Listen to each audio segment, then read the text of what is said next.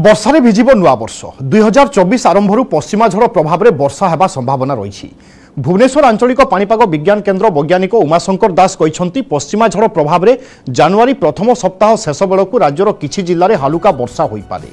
January 5 तारिख बेलू केन्दुझर सुंदरगढ़ और मयूरभंज में हाल्का वर्षा हो पारे। तेबे गत 24 घंटे राज्य में पाग मुख्यतः सुखिला रहिबा सहित अधिकांश स्थान में घन कुहुड़ी परिलक्षित होइथिला। वर्तमान कौनसी सिस्टम नथिबारु आगामी 6 दिन पर्यंत पाग मुख्यतः सुखिला रहिबो। मध्यरात्रु सकाळ पर्यंत वायु चलाचल में निष्क्रियता और निर्मल आकाश जोगु आगामी 3 दिन पर्यंत किछि स्थान में घन कुहुड़ी दृश्यमान हो पारे।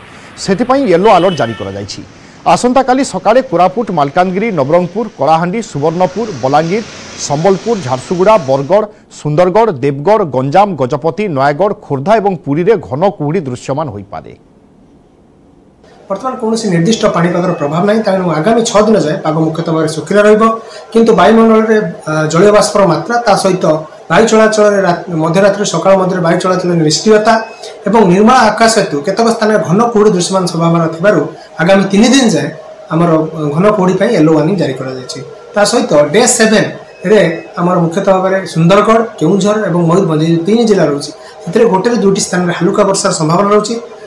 तेणु किसी स्थान में वर्षार परिमाण सामान्य रहा सहित तापमात्रा विशेष परिवर्तन हेब ना खास करके 5 दिन मध्य रात्रि तापमात्रा अनेक स्थान में स्वाभाविक तुलन में 2 ରୁ 4